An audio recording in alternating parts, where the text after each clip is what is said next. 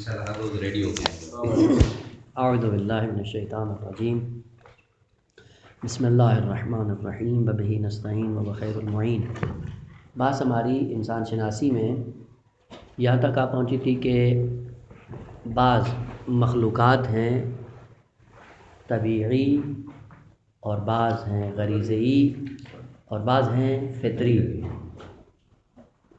आगा अली हैदर ने सवाल भी किया था, लेकिन जानबूझ के उसको टालते जा रहे हैं कि अपने मकाम पर उसको बयान करें कि आया ये फ़ितरी मखलूक सिर्फ़ इंसान को शामिल है या इंसान से हटकर किसी और को भी शामिल है।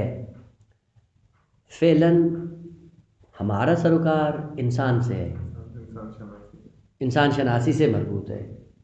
उनके लिए कुल्ली मालूमात हमारे पास हैं कि जिन कुल्ली मालूमात के नतीजे में हमें ये पता है कि वो मुकल्लफ़ है मखलूक। शरीयत आती है उनके लिए, अंबिया आते हैं, लेकिन अंबिया जिनों में से नहीं होते, ये मुसल्लम है। उनके लिए भी जो अंबिया आएंगे वो भी इंसानों में से होंगे कि जो तबलीग का सिलसिला, इंज़ार और तबशीर का सिलसिला उनके अंदर रखेंगे, वो जिनों में से कोई नहीं होगा। अलबत्ता आयात हैं कि इंशाअल्लाह आहिस्ता आहिस्ता उनकी तरफ बढ़ेंगे।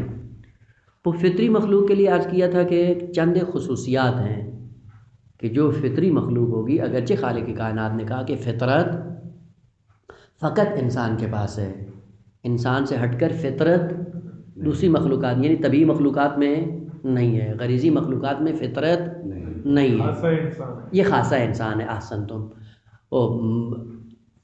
सवाल हमने कहा है कि फ़ितरत इंसान के पास है, ज़हन में रहे, वल्ला आप बाद में कहें कि कुरान की आयत हैं कि अल्लाह फ़ातिरुस समावाति वल अर्ज़, वो ज़मीन व आसमान का फ़ातिर कौन है? अल्लाह है। वो फ़ातिर होना अल्लाह का फ़ेल है, लेकिन फ़ितरत अर्ज़ किया था, फ़ितरत का माना क्या था?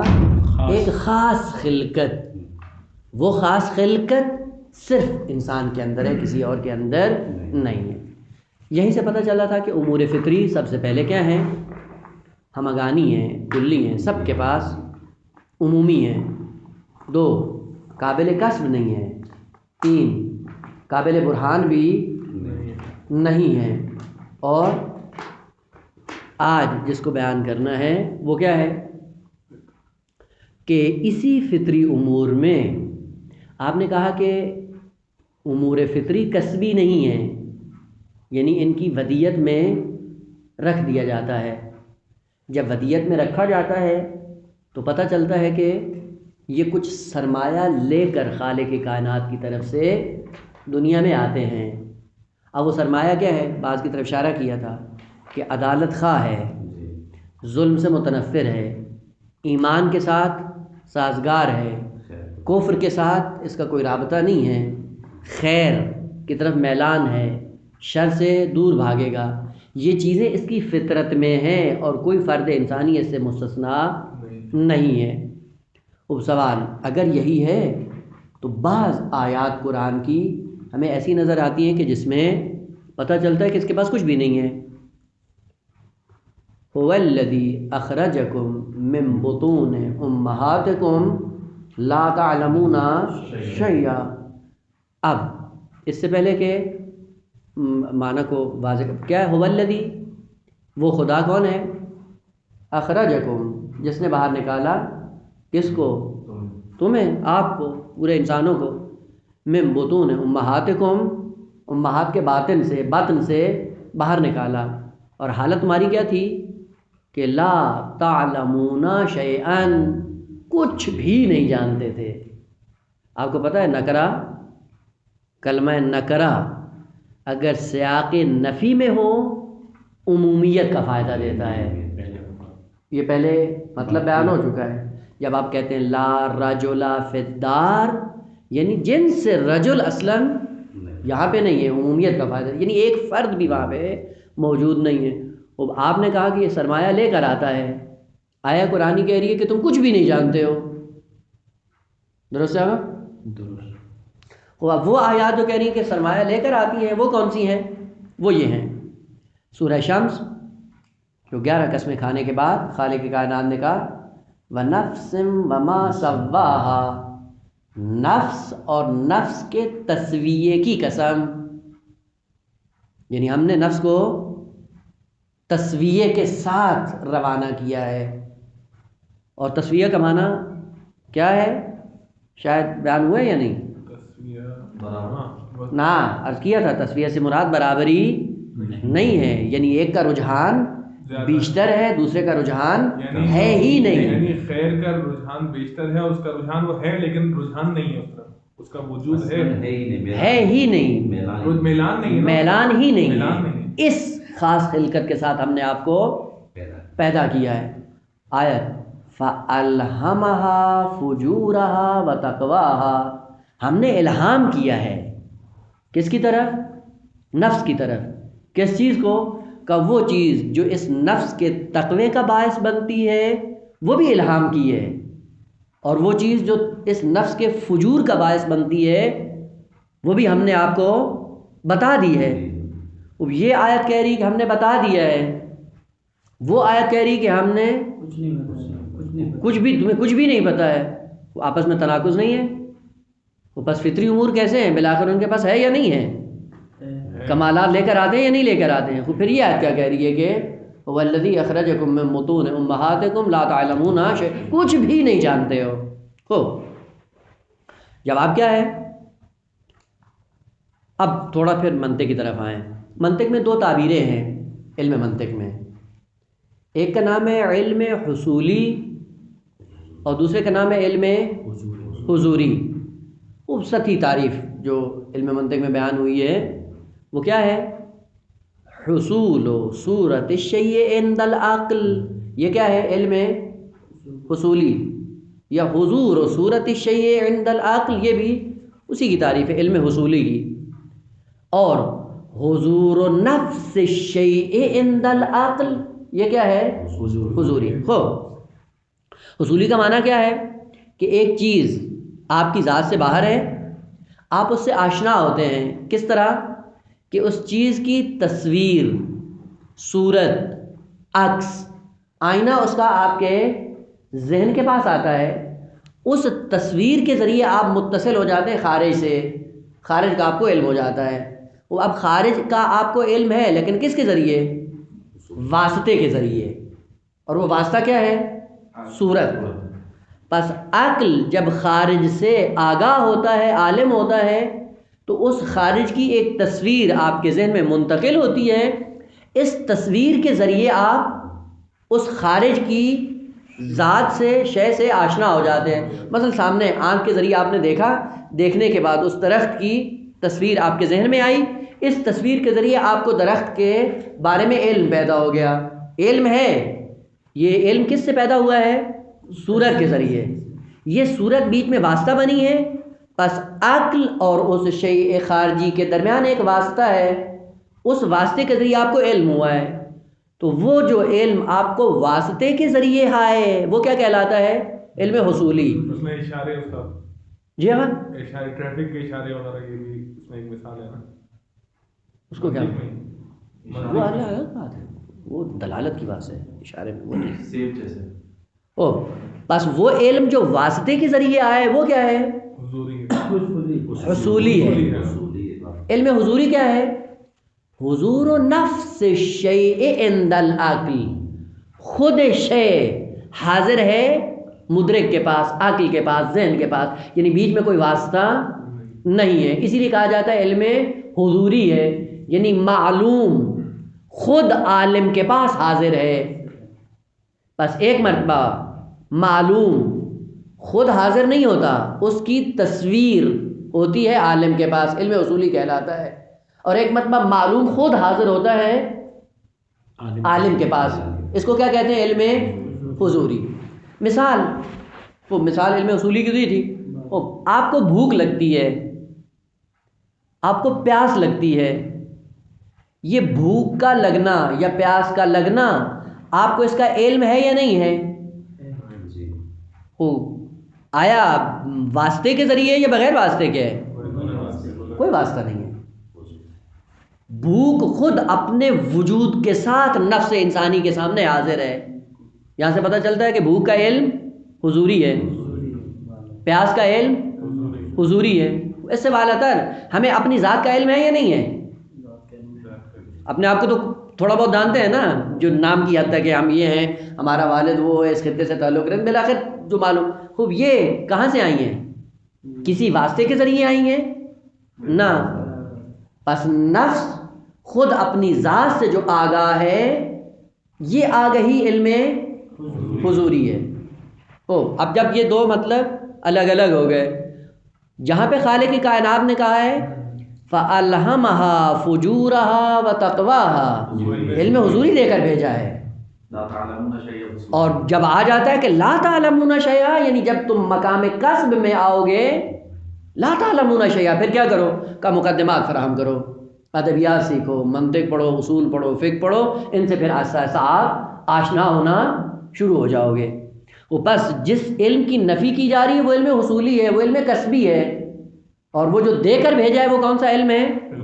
علم حضوری ہے. اور علم واہبی آپ کہہ سکتے ہیں، وہ معلومات جو پوری بشریت کے اندر یکساں طور پر موجود ہیں، وہ علم حضوری کے ذریعے. عدالت اچھی لگتی ہے علم حضوری کے ذریعے، ظلم سے نفرت ہے علم حضوری کے ذریعے، خیر اچھی لگتی ہے علم حضوری کے ذریعے، شر سے نفرت ہے علم حضوری کے ذریعے.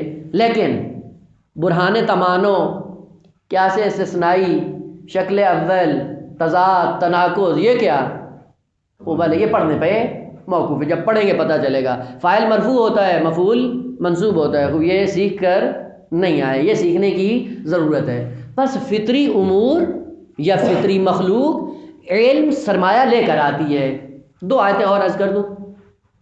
ایک ہے سورہ رحمان میں الرحمن، آج پڑھیں علم القرآن خلق الانسان علمہ چار آیتیں، تین الرحمن علم القرآن خلق الانسان، ایک دو. سورہ مبارکہ اقرا، اقرا بسم ربک الذی خلق خلق الانسان من علق. علق کا معنی ذہن میں ہے نا؟ علق بلے جو علامہ بل اقرا بسم ربک الذی خلق خلق الانسان من علق. آگے اقرا وربک الاکرم الذی علم بالقلم. توجہ کی ہے کہ بھی ان دو صورتوں میں تو ہم نعرہ لگانے کے لیے پڑھ لیتے ہیں، لیکن سمجھنے کے لیے نہیں پڑھتے ہیں. تو یہاں پہ کہا الرحمن علم القرآن خلق الانسان، تعلیم مقدم ہے، خلقت مؤخر ہے. تعلیم پہلے ہے اور تخلیق بعد میں ہے، ایسے ہی ہے نا؟ تو سورہ اقرا میں کیا ہے؟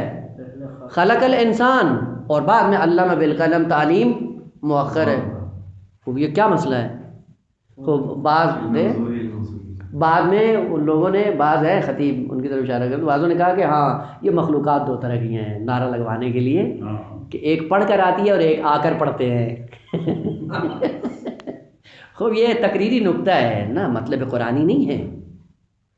خوب کیا ہے کہا، جہاں پہ کہا کہ علم القرآن خلق الانسان، یہ کس کی طرف ناظر ہے؟ کہا یہ وہ علم ہے جو مقدم ہے تم پر، اس علم کے ساتھ تمہیں خلق کیا جائے گا. اور وہ وہاں پہ جو ہے پہلے تخلیق کر دی، اس کے بعد کیا کہا؟ اللہ میں یعنی ذریعہ بتا دیا کہ قلم کے ذریعے جو سیکھو گے وہ کیا ہوگا؟ علم اصولی ہے. تعبیر دوسری بدل دوں، ہو ایک ہوتا ہے علم بالقوہ اور ایک ہے علم بالفعل، فلسفے کی اصطلاح. علم بالقوہ کا مطلب کیا ہے؟ یعنی آپ کے اندر استعداد ہے کہ آپ اس موجود کو علم میں تبدیل کر سکتے ہیں. خوب جب تبدیل کرنے کی صلاحیت ہو، یہ صلاحیت آپ کی تخلیق پر مقدم ہے. جب اس صلاحیت کو فعلیت میں تبدیل کریں گے، یہ ہے دونوں علم حصولی، یعنی دونوں آپ کو حاصل کرنے ہیں، یعنی حضوری اور حصولی کی طرف ناظر نہیں ہے. بلکہ جب کہا الرحمن علم القرآن، یعنی قرآن کی تعلیم کو بالقوہ آپ کے وجود میں رکھ دیا ہے. یعنی آپ اگر عالم بننا چاہیں گے تو آپ کے سامنے کوئی رکاوٹ نہیں ہوگی. خوب علم القرآن یعنی بالقوہ ہم نے قرآن کی آپ کو تعلیم دی ہے، یعنی صلاحیت رکھی آپ کے اندر، اس صلاحیت کو آپ فعلیت میں تبدیل کر سکتے ہیں. لیکن وہاں پہ جب آتا ہے خلق الانسان علم بالقلم، یعنی اسی بالقوہ کو آپ نے بالفعل میں قلم کے ذریعے تبدیل کر دیا ہے. بس ایک علم جو مقدم ہے وہ علم بالقوہ ہے، یعنی علم کی صلاحیت لے کر آئے ہو، جس طرح کہ بقیہ کمالات کی صلاحیت لے کر آئے ہو. اور ایک وہ علم ہے جس صلاحیت کو آپ بالفعل میں تبدیل کر دیتے ہیں. ابھی آپ مجتہد ہیں، خود تخلیق سے پہلے کہہ سکتے ہیں یا نہیں؟ مطلب وہی بچہ جو شکم مادر میں کہتے ہیں یہ مجتہد ہے، کہہ سکتے ہیں یا نہیں؟ بالقوہ ہے. یہ اجتہاد آپ کہتے ہیں یہ مجتہد ہے. تخلیق ابھی آیا نہیں دنیا میں کہتے ہیں مجتہد ہے، یہ اجتہاد بالقوہ ہے. وہ جب دنیا میں آئے پڑھے گا سیکھے گا اپنے وسائل کے ذریعے، وہ یہی اجتہاد کو جب بالفعل میں تبدیل کرے گا کیا ہو جائے گا؟ علامہ بالقلم. بس وہ علم جو تخلیق پر مؤخر ہے وہ علم بالفعل ہے، اور وہ علم جو تخلیق پر مقدم ہے وہ علم بالقوہ ہے. یا وہ پہلا جواب کے جو عرض کیا ہے کہ اس کے نتیجے میں بس یہ سرمایہ لے کر فطری مخلوق دنیا میں آتی ہے. یعنی خالق کائنات نے یوں نہیں ہے کہ ہمارا صفحہ نفس بالکل خالی ہو، اس کے اوپر کچھ بھی نہ ہو، وہ خالی صفحہ دے کر ہمیں دنیا میں بھیج دیا گیا ہو. نہ، بالکل ایسا نہیں ہے، بلکہ کیا کیا ہے؟ ہمیں سرمایہ دے کر دنیا میں بھیجا ہے. اور وہ جو سرمایہ دیا ہے فطرت کے اندر وہ سرمایہ خیر ہے، وہ سرمایہ کمال ہے، وہ سرمایہ علم، یعنی علم دے کر بھیجا ہے ہم نے آپ کو. وہ علم کیوں دیا ہے جو فطرت میں رکھ کے بھیجا ہے کہ وہی آپ کا راس المال ہے. راس المال کسے کہتے ہیں آپ؟ اگر ایک تاجر تجارت کرنا چاہے تو خالی ہاتھ تو تجارت نہیں کرے گا نا، کیا کرے گا؟ اس کے پاس کچھ سرمایہ ہوتا ہے، اس سرمایہ کے ذریعے کاروبار کرتا ہے. پھر نتیجہ کیا ہوتا ہے کہ وہ سرمایہ بڑھتا جاتا ہے یا کم ہوتا جاتا ہے. اگر گھاٹے کا شکار ہو جائے تو وہ سرمایہ کم ہو جاتا ہے، اگر تجارت اس کی چل جائے تو پھر وہ سرمایہ بڑھ جاتا ہے. خوب یہ بغیر سرمایہ کے کبھی بھی تجارت نہیں کر سکتا، ممکن ہی نہیں ہے. وہ خالق کائنات نے اس انسان کو دنیا میں بھیجا ہے بغیر سرمایہ کے یا سرمایہ کے ساتھ؟ سرمایہ کے ساتھ بھیجا ہے. کیوں؟ کہا کہ اگر یہ سرمایہ نہ ہوتا نہ تو منزل کمال کی طرف جا سکتے تھے نہ منزل خسران کی طرف جا سکتے تھے، ممکن نہیں تھا تمہارے لیے. وہ بالآخر ایک سفر طے کرنے کے لیے کچھ سرمایہ چاہیے، اس سرمایہ کو خرچ کر کے ایک مقصد کو جا کے حاصل کرو. کہ وہ سرمایہ جو ہم نے آپ کو اول خلقت میں دے دیا ہے اسی سرمایہ کو آپ پھر کیا کریں گے؟ یا بڑھاتے جاؤ یا کم کرتے جاؤ. تو اگر آپ بڑھاتے گئے تو کیا ہوگا؟ قد افلح من زکاہا، جس نے اس سرمایہ کو نشو و نما دی، بڑھاتا چلا گیا، بڑھتا گیا یہ سرمایہ. وہ جب سرمایہ بڑھتا جائے گا تو پھر کیا ہوگا؟ سرمایہ دار بھی بڑھتا جائے گا.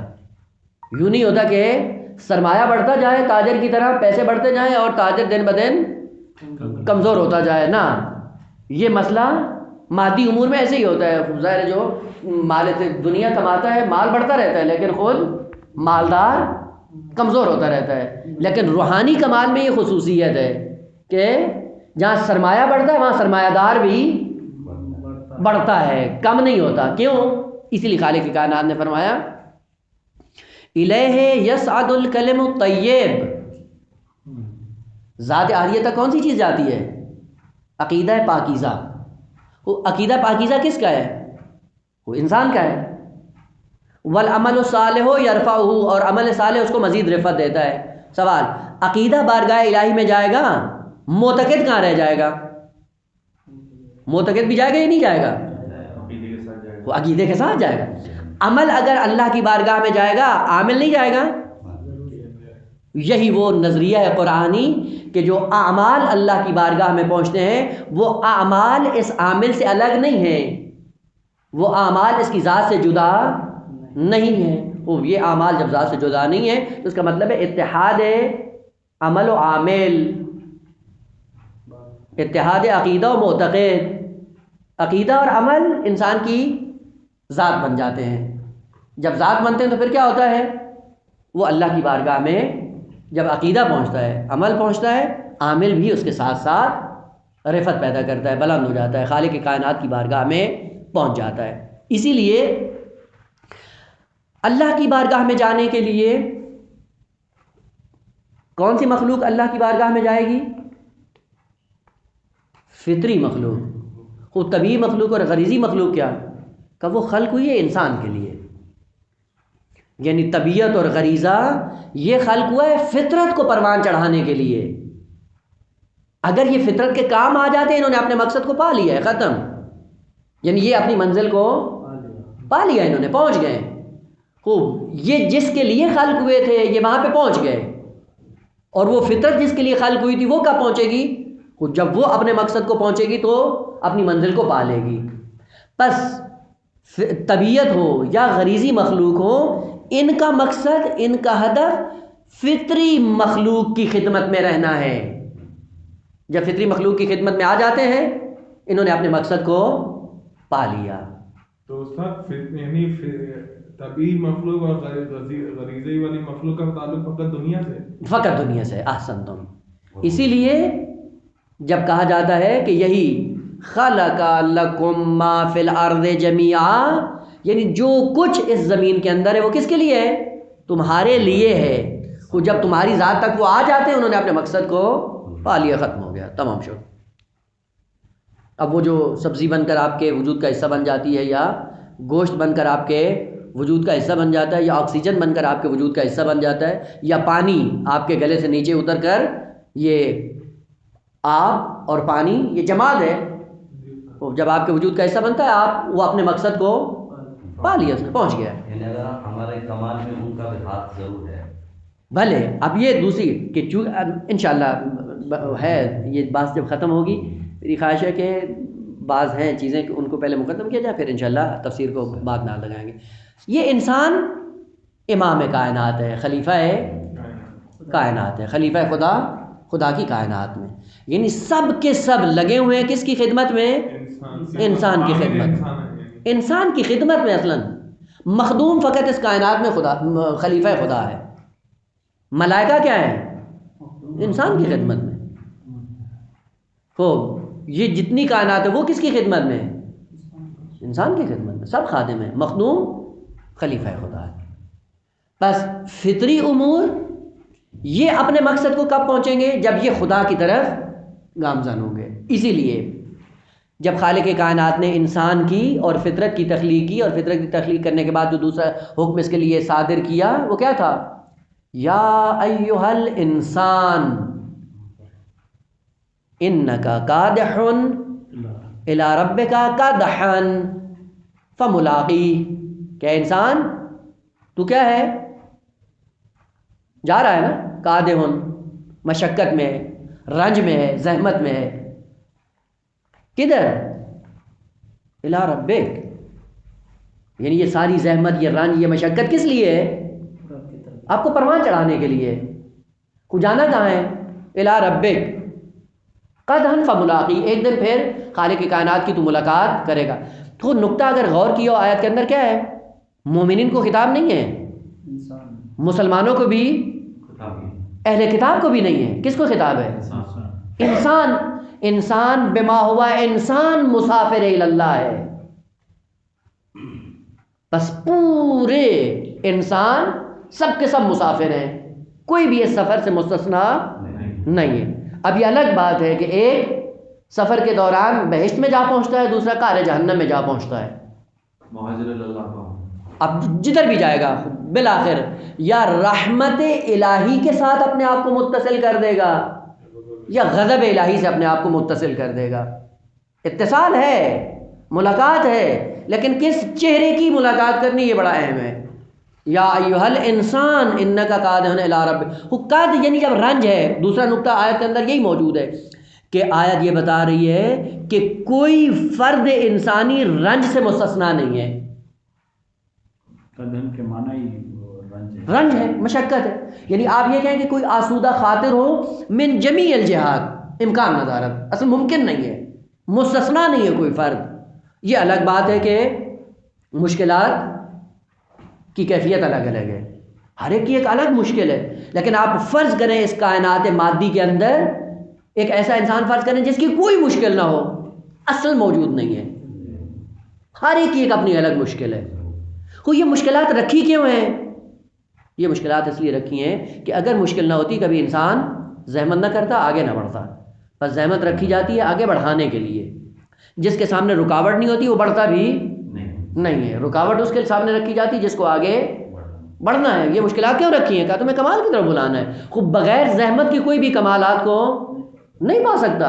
البتہ پھر مشکلات ہر ایک کی اپنی اپنی. پس پہلا نقطہ کہ یہ فطرت یا مخلوق فطری، اس کے اندر ہم نے کمال بالقوہ رکھا ہے، کمال بالفعل، کمال کی صلاحیت دی ہے، سرمایہ دیا ہے. اس سرمایہ کو بڑھا بھی سکتے ہو، کم بھی کر سکتے ہو. اسی لیے کہا خالق کائنات نے والعصر ان الانسان لفی خسر، لیکن آگے کیا ہے؟ الا الذین آمنوا وعملوا الصالحات. خوب طبیعت انسانی یوں ہے، خسارے میں ہے. یعنی آپ طبیعت انسانی کے اگر آپ افراد دیکھنا چاہیں، وہ بھاری تعداد میں آپ کو خاسرین مل جائیں گے. یعنی جنہوں نے اپنا سرمایہ کیا کیا ہوا ہے؟ کھو دیا ہے. دن بدن سرمایہ کم کرتے جا رہے ہیں. خسارہ اسی کو کہتے ہیں نا، سرمایہ دن بدن کم ہوتا جائے. خوب جب خسارہ دن بدن کم ہوگا تو نتیجہ کیا ہوگا؟ وہ یہ سرمایہ اس لیے تھا کہ تم اوپر جاؤ. خود سرمایہ دیا جا رہا ہے لیکن تم اوپر کی بجائے نیچے جا رہے ہو. تو یہ کیا ہے؟ سرمایہ کم ہو رہا ہے نا. اور جب سرمایہ کم ہو رہا ہے تو پھر کیا کرو گے؟ وہ کیسے بڑھاؤ؟ کہ وہ لوگ جو ایمان اور عمل صالح کی دولت سے مالا مال ہیں، وہ اپنے سرمایہ کو بڑھا رہے ہیں. اب حدیث سمجھ میں آتی ہے امام موسیٰ کاظم علیہ السلام کی کہ مغبون من ساوا یوماہو، گھاٹے میں وہ انسان مغبون ہے. مغبون آپ نے پڑھا ہوگا، خیار غبن، غابن، مغبون. غبن کسے کہتے ہیں؟ گھاٹے کو، نقصان کو. آپ اگر کوئی معاملہ کرتے ہیں اور معاملے میں بائع اور مشتری موجود ہوتا ہے، لیکن وہ جو چیز دیتا ہے اس چیز کے اندر کوئی نقص ہوتا ہے، اس نقص کی وجہ سے بتاتا نہیں ہے، معاملہ کر دیتا ہے. بعد میں جو خریدنے والا ہے اس کو خیار غبن ہے، یعنی چونکہ اس نے دھوکہ دیا ہے، اس کو اختیار ہوتا ہے کہ معاملے کو باطل کر دے، فسخ کر دے. وہ کہا مغبون، ان گھاٹے میں وہ انسان. کون؟ منصاوا یوما ہو، جس کے 2 دن مساوی ہوں. یعنی آج جس منزل کمال پہ ہے، اگلے دن بھی اگر اسی جگہ پہ ہے تو یہ گھاٹے میں ہے. آقا ہم اپنا حساب خود کر لیں کہ ہمارا ہر آنے والا دن پہلے سے بدتر ہوتا ہے. ساوا، سین الف کے ساتھ، ساوا باب مفعلہ سے ہے. ساوا یساوی، مساوات، یعنی مساوی نہ ہو، برتر ہو. اسی لیے کہا کہ اگر دونوں دن اس کے آج اور آنے والا دن برابر ہوں تو پھر کیا ہے؟ یہ گھاٹے میں ہے. تو پھر کیا کرنا ہے؟ ہر آنے والا دن پہلے کی نسبت بہتر ہو، ارتقاء کی منزل ہو. خوب یہی سے پتہ چل جاتا ہے کہ جس کا آنے والا دن پہلے سے بدتر ہے، یہ کیا ہے؟ بدترین ہے، اسوأ حال ہے نا، یہ خسارے میں ہے. اس سے بدتر اور کون ہو سکتا ہے؟ وہ پہلے دن میں اچھے تھے. اسی لیے سب سے بڑی دعا جو انسان کے لیے ہوتی ہے وہ کیا ہے؟ اللہم اجعل عواقب امورنا خیرا. اسوأ حال ہو کر دنیا سے نہ جائیں. یہ کون لوگ ہیں؟ جن کا ماضی درخشان ہوتا ہے، مستقبل تاریک ہو جاتا ہے. کیوں؟ یہ مغبون لوگ ہیں، توجہ نہیں کیے. اور یہ سخت ہے انسان کے لیے عاقبت بخیری ہونا. لہذا عموماً بزرگان نے جو تلقین کی ہے اور زیادہ توجہ دلائی وہ اسی پہ ہے. کہا کہ آپ کی ساری دعاؤں کا خلاصہ یہ ایک دعا ہونی چاہیے بس، اللہم اجعل عواقب امورنا خیرا، عاقبت بخیری. اسی لیے کہا جاتا ہے کہ ایسا نہ ہو کہ ماضی کا سرمایہ سارا انسان ہاتھ سے دے کر خالی ہاتھ بارگاہ الہی میں جا پہنچے. بالآخر جانا ہے بارگاہ الہی میں. وہ فرق کیا ہوگا؟ اگر رحمت الہی سے جا کے متصل ہو گئے قد افلح من زکاہا، اور اگر غضب الہی سے روبرو ہو گئے تو پھر کیا ہے؟ قد خاب من دساہا. یہی خسارے میں انسان ہے، خسران ہے، یہی مغبون ہے، یہی غبن ہے، یہی گھاٹا ہے. پس نقطہ اول کہ فطری امور کو بالقوہ خالق کائنات نے ہمارے اندر رکھا ہے، اس بالقوہ کو بالفعل میں تبدیل کرنا ہے. وہ جو بالفعل تبدیل کریں گے وہ ہمارا اپنا عمل ہوگا، وہ ہمارا اپنا اختیار ہے. اپنے اختیار سے اس کو فعلیت میں تبدیل کرنا ہے. وہ فعلیت کیسی ہے؟ 2 طرح کی فعلیت ہے. شر میں بھی تبدیل کر سکتے ہیں، خیر میں بھی تبدیل کر سکتے ہیں. لیکن یہ ذہن میں رہے کہ جس چیز میں آپ تبدیل کریں گے وہ آپ کی ہی حقیقت ہے، آپ سے ہٹ کر نہیں ہے. بس انسان ہے مسافر. نقطہ دوم، خوب اگر انسان مسافر ہے تو آیا سفر بغیر راستے کے ممکن ہے؟ یا قطعاً نہیں ہے. یعنی مسافر کے سامنے کیا ہوتا ہے؟ آقا راستہ ہے، بغیر راہ کے تو سفر نہیں ہوتا نا۔ وہ اگر کہا جاتا ہے انسان کو کہ تم مسافر ہو تو پھر اس کا مطلب قہری کیا ہے کہ ایک سفر کے لیے راستہ بھی ہے، سفر بغیر راہ کے ممکن نہیں ہے۔ وہ راستہ کیا ہے؟ اس کو قرآن نے 3 تعبیریں استعمال کی ہیں۔ کبھی کہا کہ وہ طریق ہے، کبھی کہا وہ سبیل ہے، کبھی کہا وہ صراط ہے، صراط مستقیم۔ ہو طریق، سبیل، صراط، یہ راستے ہیں۔ راستے سارے نہیں ہیں، ان میں سے ایک راستہ اصلی ہے، 2 راستے فرعی ہیں۔ اصلی اور فرعی کا تو پتہ ہے نا، وہ بھی اگرچہ فارسی کا کلمہ ہے، ہم نہیں معلوم اردو میں کون سا کلمہ استعمال ہوتا ہے۔ دیکھیں بس اوقات آپ آتے ہیں موٹر وے پہ، وہ موٹر وے پہ چڑھنے کے لیے آپ کو اپنے گھر کی گلیوں سے ہوتے ہوئے چھوٹے چھوٹے سڑکیں طے کر کے جب آپ مین روڈ پہ آتے ہیں تو وہ مین روڈ آپ کو مقصد تک پہنچا دیتا ہے۔ وہ مین روڈ کیا کہلاتا ہے؟ اصلی راستہ۔ اور وہ جو فرعی راستے جو جا کر اصلی راستے پہ منتہی ہوتے ہیں ان کو کیا کہا جاتا ہے؟ طریق اور سبیل۔ اور وہ جو اصلی راستہ ہے اس کو کہا جاتا ہے صراط۔ صراط ایک ہی ہے، اسی لیے آپ پورے قرآن کے اندر جا کر دیکھ لیں، صراط ایسا واحد کلمہ ہے کہ جو مفرد ہی استعمال ہوا، اس کی جمع نہیں ہے، ایک ہی ہے، اور پورے قرآن میں مفرد استعمال ہوا ہے۔ لیکن طریق اور سبیل کیا ہیں؟ کہ یہ فرعی راستے ہیں۔ یہ فرعی راستے متعدد ہو سکتے ہیں، لنک روڈ، وہ لنک روڈ متعدد ہو سکتا ہے، اسی لیے کہا کبھی سبیل کہا، کبھی سبل کہا۔ انا ہدیناہ السبیل، اما شاکرا و اما من جاہد فینا لنہدینہم سبلنا، وہاں پہ سبل جمع ہے۔ بس فرعی راستے متعدد ہو سکتے ہیں، آقا مشکل نہیں ہے، لیکن وہ اصلی راستہ ایک ہی راستہ ہے۔ اگر لے جائیں گے اصلی راستے کی طرف، ہاں سبل ہو سکتی ہیں، طرق ہو سکتے ہیں، سبل ہو سکتے ہیں، لیکن یہ طرق اور سبل ان کا صحت و سقم کہاں سے پتہ چلے گا؟ اگر یہ صراط تک لے جا رہے ہیں تو یہ صحیح ہیں، اگر انہوں نے ہمیں صراط سے ہٹا دیا تو یہ صحیح راستے نہیں ہیں۔ مثال استاد ابھی عرض کرتا ہوں۔ ہو بس پتہ چلا کہ انسان مسافر ہے، مسافر کے لیے راہ کی ضرورت ہے۔ راہ 3 ہے، صراط ہے، سبیل ہے، طریق ہے۔ ان میں سے طریق اور سبیل فرعی راستے ہیں جو متصل ہوتے ہیں صراط کے ساتھ۔ صراط ایک راستہ ہے، وہ ایک راستہ ہمیں اللہ تک لے کے جائے گا۔ خوب، اگر یہ سبیل وہاں پہ متصل ہو گیا تو یہ سبیل بھی صحیح راستہ ہے، لیکن اگر اس سبیل نے ہمیں اس صراط سے ہٹا دیا تو یہ صحیح راستہ نہیں ہے۔ اب ایک حدیث پیغمبر اسلام نے جناب عمار کو مخاطب کر کے کہا کہ عمار، اگر مشرق و مغرب کے مابین پوری بشریت ایک طرف ہو اور علی ایک طرف ہو، علی کے ساتھ متصل ہو جانا یہ تمہیں خدا تک لے کے جائے۔ بس علی صراط ہے، اور یہ باقی کیا ہے؟ یہ طریق و سبیل ہے۔ یہ طریق و سبیل کب پہچانے جائیں گے؟ علی علیہ السلام کے سائے میں۔ اگر یہ علی سے متصل کرتے ہیں یہ صحیح ہے، اگر علی سے انہوں نے ہمیں ہٹا دیا تو یہ کیا ہے؟ یہ صحیح راستے نہیں ہیں۔ دین میں آئے، دین بھی ہمیں صراط تک لے کے جائے گا۔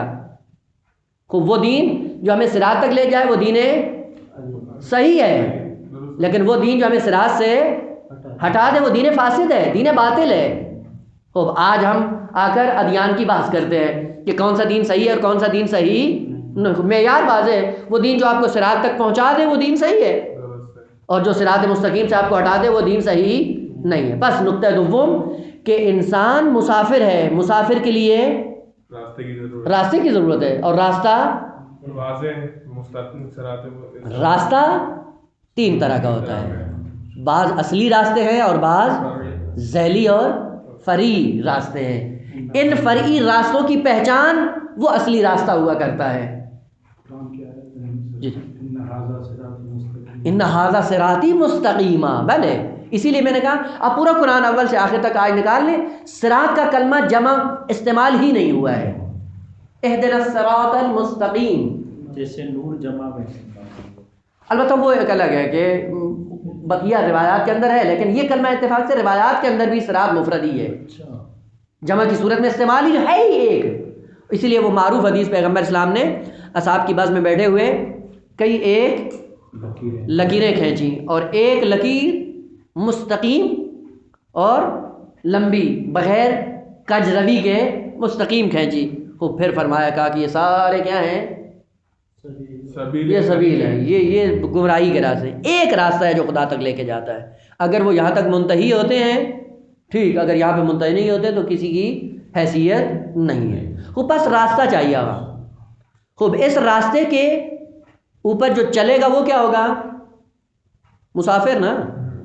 ہو تیسرا کہ اگر مسافر بھی ہے، سفر بھی ہے، خود سفر کے سامنے مقصد ہوتا ہے، ہوتا یا نہیں ہوتا؟ بالکل ہوتا ہے. بغیر سفر اس کے کوئی سفر نہیں ہوتا. آخر یہ تو معقول کام نہیں ہے. مقصد کے بغیر کیسا سفر ہے؟ البتہ یہ ذہن میں رہے کہ مقصد اور ہدف جہاں پہ آپ کا سفر منتہی ہوگا، یہ مقصد مقدم بھی ہوتا ہے مؤخر بھی ہوتا ہے، تناقض بھی نہیں ہے. اور سفر مقدم بھی ہوتا ہے مؤخر بھی ہوتا ہے، تناقض بھی نہیں ہے. یعنی سفر کا جب انسان آغاز کرتا ہے تو اگر مقصد مد نظر نہ ہو کبھی حرکت وجود میں نہیں آتی. بس جو محرک اصلی ہوتا ہے سفر کرنے کا وہ کون سی چیز ہوتی ہے؟ ہدف. بس ہدف علم اور معرفت میں مقدم ہوتا ہے، اس لیے آپ سفر کرتے ہیں. بس سفر مؤخر ہوگا مقام علم اور معرفت میں. پہلے ہدف کی پہچان کریں، پھر راستہ تلاش کریں، پھر چلیں. لیکن ہدف وجود خارجی کے اعتبار سے سفر پر مؤخر ہوتا ہے، یعنی سفر کرنے کے بعد مقصد کا حصول ہوتا ہے، اتصال ہوتا ہے. مثلا آپ نے کیا کیا؟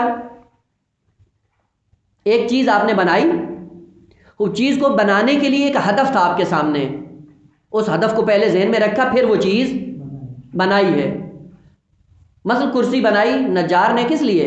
کہا کہ اس پہ بیٹھا جا سکے، آرام کریں، استراحت کے لیے، آسائش کے لیے. خوب یہ آسائش اگر وہ تصور نہ کرتا کبھی بھی اس کو نہ بناتا. بس اس کی تخلیق کا سبب وہ ہدف ہے کہ جس کی وجہ سے یہ وجود میں آئی ہے. لیکن وہ وجود، وہ ہدف محقق کب ہوگا؟ بننے کے بعد.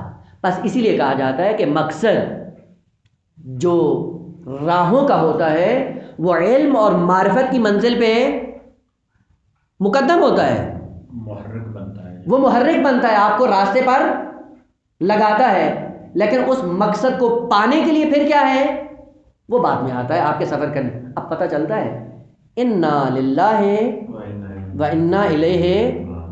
خدا پہلے ہے کہاں؟ معرفت میں. وہ اگر خدا نہیں تھا تو یہ حرکت کہاں سے آئی ہے؟ لیکن خدا ملے گا کب؟ جب حرکت کرو گے. بس خدا نے معرفت توحید کی ہماری فطرت میں رکھ دی ہے. کیوں رکھ دی ہے؟ کہا کہ اگر یہ معرفت نہ ہوئی یہ انسان کبھی بھی سفر نہیں کرے گا. لیکن خدا تک پہنچنے کے لیے کہا جب تک حرکت نہیں کرو گے نہیں پہنچو گے. اب پتہ چلتا ہے کہ جس اعتبار سے اس کی معرفت مقدم ہے وہ مبدا ہے، اور جس اعتبار سے وہ مقصد ہے اس اعتبار سے وہ معاد ہے. اب پتہ چلتا ہے هو الاول هو الآخر. اول ہے کس اعتبار سے؟ معرفت کے اعتبار سے. معرفت پہلے ہے. یہ معرفت سبب بنتی کیا کریں؟ حرکت کریں. خوب حرکت کریں گے کہاں پہنچیں گے؟ خدا تک پہنچیں گے. هو الآخر. آخر کیوں ہوگا؟ بل ہے آپ کے سفر کی انتہا ہے. وہ اس مقصد کو پانے کے لیے آپ کو سفر کرنے کی ضرورت ہے. بس عقلی اعتبار سے فطری مخلوقات کے سامنے کون سی چیزیں آگا؟ فطری مخلوقات ہیں. مسافر اس کے لیے دو، اس کے لیے سفر کی ضرورت ہے. سفر کے سامنے ایک ہدف ہے، ہدف کے بغیر سفر کرنا ممکن ہی نہیں ہے. اصلا سفر وجود میں ہی نہیں آئے. اسی لیے عرض کیا تھا کہ جب خدا کی حد نہیں ہے تو آپ کے سفر کی بھی کوئی حد نہیں ہے. پہلے عرض کر چکا ہوں. تو پھر آخر کا لفظ کیوں استعمال ہو؟ یعنی ہدف کو متوجہ، ہاں ہدف کو متوجہ کرنے کے لیے کہا آخر. یعنی آپ کی حرکت کا انجام کیا ہے؟ وہی ذات ہے، اس لیے آخر کہا ہے. یعنی آپ کا سفر مستقل رہے گا. جب تک آپ نہیں پہنچ پاتے ہیں نہیں پائے. خوب اب اس سفر کے لیے نقطہ دوم کہ وہ انسان جب سفر کرتا ہے، سفر کرنے کے لیے 3 حالتیں اس کی وجود میں آتی ہیں. مطلب صرف میرے خیال میں رہ جائے گا لیکن اس کو ابھی عرض کر دوں. وہ کیا ہے کہ یہ جو مسافر ہے، فطری امور، فطری مخلوقات جا رہی ہیں خدا کی طرف، مسافر بن کر سفر کر رہی ہیں. یہ سفر کبھی کیا ہوتا ہے، سفر کون سا ہے؟ البتہ یہ چونکہ پہلے عرض کر چکا ہوں اس کی طرف اشارہ کر دوں. یہ سفر کون سا ہے؟ عمودی سفر ہے، افقی سفر نہیں. کمالات کا سفر ہے. عرض کیا تھا پہلے. Step by step. ہاں، یعنی درجہ بدرجہ اوپر جانا ہے. خوب جب درجہ بدرجہ اوپر جائیں گے، ایک دفعہ تعبیر آتی ہے لہم درجات عند ربہم. کیا کرے گا کہ جب مسافر ہے تو کیا کرے گا؟ درجہ بدرجہ، آہستہ آہستہ، سیڑھی بسیڑھی، قدم بقدم کدھر آئے گا؟ اوپر آئے گا. تو پھر ہوگا کیا؟ کہ اس کے لیے درجات ہم نے رکھے ہیں. اس کے لیے لہم، اس کے لیے کیا ہیں؟ درجات ہیں. یعنی پہلا درجہ اس کے لیے، دوسرا درجہ اسی کے لیے، تیسرا درجہ اسی کے لیے، چوتھا درجہ اسی کے لیے. خوب کیا ہو جائے گا؟ لہم درجات عند ربہم. ان کے درجات ہیں، ان کے لیے درجات ہیں. اور کہاں ہیں؟ رب کے پاس. ان کے رب کے پاس. یہ کن کے لیے ہے؟ کہ جو درجات کو طے کرتے ہیں، درجات ان کی ذات کے ساتھ ابھی حال کی صورت میں موجود ہیں. یعنی کبھی ہیں کبھی نہیں ہیں. تو جب حال کی صورت میں ہو، ملکہ نہ بنے. جب تک ملکہ نہیں بنا ہے، حال ہے، اس لیے کہا جاتا ہے لہم درجات. تم الگ ہو، درجہ الگ ہے، تم درجے تک پہنچ جاؤ گے. کیوں؟ چونکہ حال میں ہو. حال کا مطلب کیا ہوتا ہے؟ حالت، یعنی کبھی ہے کبھی نہیں. حالت ہی ہوتی ہے نا، متعدد احوال. خوب کیا کہتے ہیں؟ آپ کا حال کیسا ہے؟ کیا مطلب؟ کبھی اچھا ہے کبھی اچھا نہیں، یعنی کبھی ہے کبھی نہیں ہے. خوب جب انسان بھی سفر میں حال کے مقام پر ہوتا ہے تو اس کا مطلب ہے کبھی ہے کبھی. آج نماز پڑھی بڑے خشوع و خضوع سے، اگلے دن نماز پڑھی اصل پتہ ہی نہیں چلا کیا پڑھا ہے. بلے حول حالنا الی احسن. وہ احسن حال کہاں سے وجود میں آئے گا؟ وہ جب ملکہ بن جائے آپ کے لیے. وہ عجیب بات ہے قرآن کی تعبیریں. کہا کہ جب یہ حال ہو، یعنی کبھی ہے کبھی نہیں ہے، پھر کہاں پہنچو گے؟ کہ لہم درجات عند ربہم. رب کے پاس ان کے لیے درجات محفوظ ہیں. جائیں گے تو خالق کائنات ان کو درجات دے دے گا. اگر اس سفر میں اس نے اتنا قوی سفر کیا کہ وہ درجات اس کی ذات کا حصہ بن گئے، ملکہ بن گیا، وہ درجہ ملکہ بن گیا، پھر کیا ہوگا؟ اس کے درجات بلند ہو جائیں گے. پھر لام یہاں سے حذف ہو جائے گا. ہم درجات عند اللہ. یہ خود درجات ہیں. جب یہ خود درجے تو پھر کیا ہوگا؟ دوسرے بشریت کو کہا جائے گا کہ ان کے مقام تک آؤ. تو صاحب جب بلند درجے کی بات کرتے ہیں وہ الگ ہے. بھلے یہی ہے، سمجھنے والا مطلب یہی تھا. اب اشارہ کروں گا جامع کبیرہ کی طرف بھی. خوب لہم درجات، یعنی کیا مطلب؟ ان کے لیے درجات ہیں. لیکن وہ لوگ جو خود درجہ ہیں وہ الگ ہیں. خوب اب آئیں، ایک وہ شخص ہے جو علم کی اصطلاحات جانتا ہے اور ایک خود علم بن جاتا ہے. آپ کہتے ہیں ادبیات میں زید عدل، اور کبھی کہتے ہیں زید عادل. فرق ہے یا نہیں ہے؟ وہاں پہ ادبیات نے فقط ہمیں یہی بتایا تھا کہ زید العدل مجاز ہے، نہ حقیقت ہے. ہاں، زید عادل یہ کیا ہے؟ حال ہے، کام ہے، اس کا کام ہے، کبھی عدالت کرتا ہے. یہ کام جب وہ فعل ہو تو یہ کیا ہو جائے گا؟ عادل. لیکن جب کہیں گے زید عادل تو کیا ہو جائے گا؟ مجسمہ عادل ہے. صفت عدل فعل سے نکل کر ذات کا حصہ بن گئی ہے. خوب کیا ہے؟ آپ زید عادل ہیں، اور بات بھی صحیح ہے، مجاز گوئی بھی نہیں ہے. بس وہ لوگ جو سفر کرنے میں حال سے نکل کر صفت کے مقام پہ آ جاتے ہیں، یعنی درجات ان کی ذات کا حصہ بن جاتے ہیں، پھر کیا ہو جاتا ہے؟ پھر خالق کائنات فرماتا ہے ہم درجات عند اللہ نہ عند ربہم. یعنی جو ربوبیت پہ ابھی تک ہے وہ ابھی اس درجے پہ فائز نہیں ہو. اور وہاں ربوبیت ہے، یہاں الوہیت ہے، عند اللہ ہے. بس پتہ چلتا ہے کہ مقام عند اللہ ہی میں وہ خود درجات بنے ہوئے ہیں. خوب ان کے پیچھے چلو. اگر اللہ کی بارگاہ میں جانا ہے. ربوبیت کے دائرے سے نکل آئے. احسن. تو اب یہ ربوبیت کے دائرے سے کہ اللہ اب ان کا رب بنے اور یہ مربوب بھلے یہ مربوب ہے نا، اب ربوبیت سے نکل کر کیا ہوا ہے؟ خوب اب یہ عند اللہ مقام کی طرف گامزن ہوا ہے. خوب اب تعبیریں قرآن کی دو اور بھی تھیں، میں چاہ رہا تھا کہ ان کو بیان کروں لیکن مشکل ہے کہ ان کی طرف اشارہ ہو. بس یہاں خلاصہ کریں کہ انسان ہے مسافر.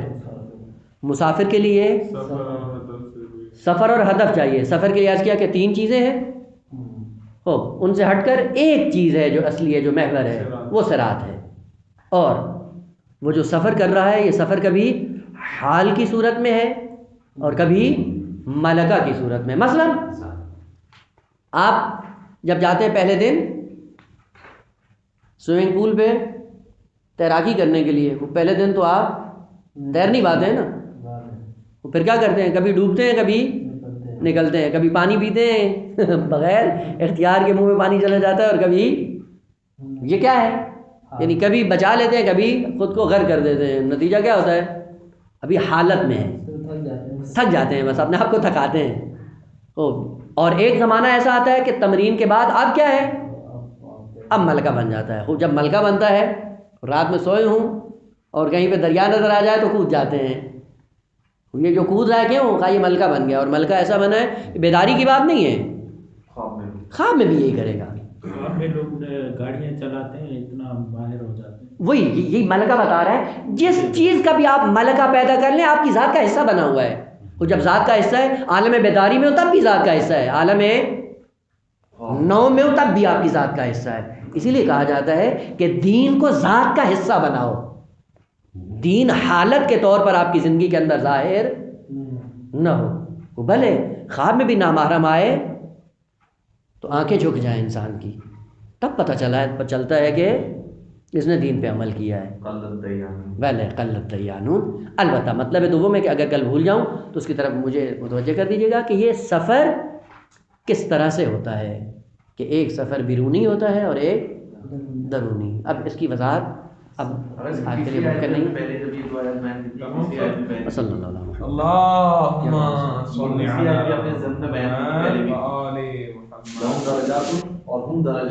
اور ایک تیسری آیت بھی آپ نے بیان کی تھی اسی ذیل میں. 3 آیات آپ نے پہلے ہی جب بیان کیا تھا، وہ تھا اصحاب الجنہ. نہیں وہ تھے، ایک تھے اصحاب الیمین تھے، ایک مقرب تھے. ہاں مقرب جو تھے سابقون کے لیے کہا تھا، مقرب الگ ہیں، ہاں سابقون الگ ہیں، اصحاب الیمین الگ ہیں. ہاں